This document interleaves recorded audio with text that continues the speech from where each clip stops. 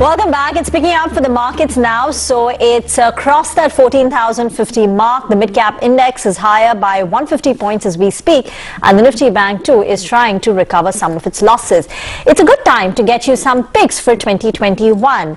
Axis Securities believes that risk-taking is going to come back meaningfully into the markets in 2021, given a stronger than expected economic revival. We're now joined by Naveen Kulkarni, the CIO of Axis Securities. Naveen, morning, and thanks so much for joining in, and Happy New Year to you. I want to straight away get to some of the interesting picks that you have. NOSIL, it's not a stock that we often talk about, so why does it feature in your top list? Tell us a bit about the company and the key reason for your pick. Yeah, so NOSIL is a very simple and straightforward pick for us. If you look at what the company does, is it's a one-stop shop for entire manufacturing companies for their chemical needs, right? So, and we see that the whole space is actually doing quite well. The tire sales are going to go up, two-wheelers, three-wheelers, right? So that's where I think the uptick for NOSIL is going to happen. More importantly, what's also happening is that the management is quite confident about delivering on the volume growth, right? So we are seeing good amount of upticks coming in terms of volumes. That's point number one. Second is in terms of margin play. I think the margins are going to be quite resilient for the company in the forthcoming quarters. And more importantly, we are going to see an operating leverage kicking out for the next couple of years. So all these factors put together, operating leverage kicking in, return ratios likely to improve significantly further. Company is very well managed in terms of capital allocation policy. There is good amount of conservatism already there in the company.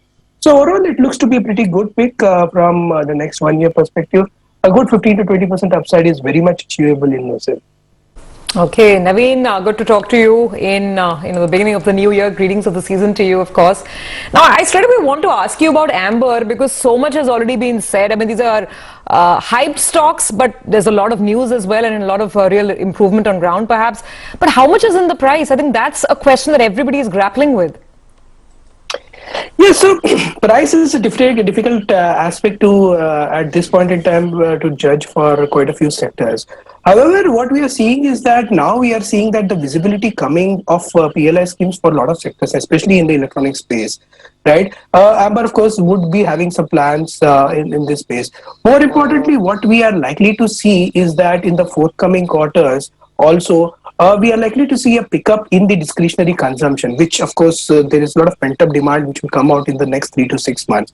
So overall, Amber is not going to be just be a beneficiary of the PLI schemes, but also of the pickup in demand which is going to happen, right? So all these factors put together, Amber is likely to see very, very strong growth over the next one to 2 years. And if I were to look at the peer comparables of Amber's, Amber has still lagged behind slightly. So I think there is some bit of catch-up rally also which can happen. Apart from that fundamental improvement, and of course the macro setup looks quite encouraging for Amber Enterprises. A stock which has not been left behind, Naveen, is Solara Active Pharmaceutical. It's moved up 200% in the last 1 year. It's in the growing CRAMS business.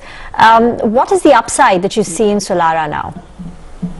So even for Solara, so upside of around 15 to 20% is very much possible. See the category in which they are, right? So of course, they're primarily into APIs, and if you look at the gross margins, their gross margins are actually one of the highest in the industry. So in terms of cost structure management, the company manages the business very well. The return ratios, even from these levels, right, are likely to expand further. Right, so the ROE for the company is likely to expand from current levels over the next 2 years. So that's where I think even a further amount of re-rating or the sustenance of rating is going to be there. Apart from that, the earnings growth looks very, very strong to us. So all these factors put together over the next 1 to 2 years, also I think Solar Active can deliver good amount of returns to invest. Okay. Naveen, so before we wind up, let me come to your pick, which has the highest upside amongst them all. And yes, we're talking about Bharti Airtel. What else? And what a lofty price target, 676 in this one. So Naveen, tell us what's going to drive this, because this tariff hike seems to be completely elusive. I mean, I guess, as long as there are no more tariff wars, investors should be happy. So what's going to drive this move? See, of course, tariff hikes are going to be a very, very critical component of the whole telecom industry as a business case, right? If the telecom industry has to deliver a reasonable return on investment, tariff hikes have to come. Whether they come now or whether they come at a later stage is something which remains to be seen. What we take comfort from Bharti Airtel is the operating performance. See, the operating performance, each quarter they are delivering. Every quarter we see that operating performance is picking up, right? In the last 3 months, of course, the subscriber additions have been very, very strong. Even the months of November and December are likely to be very, very strong for Bharti Airtel.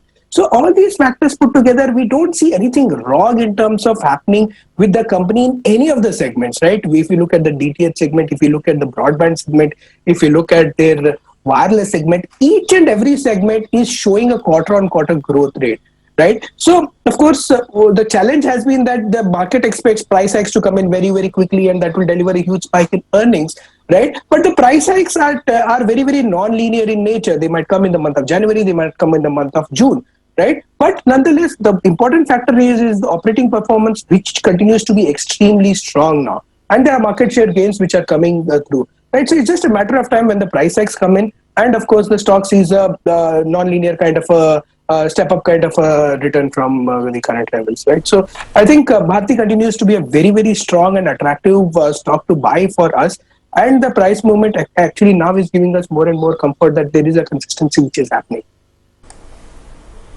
Okay, Naveen, thank you very much for joining in. On that note, we'll slip into a very short break. We'll come back with more on the markets.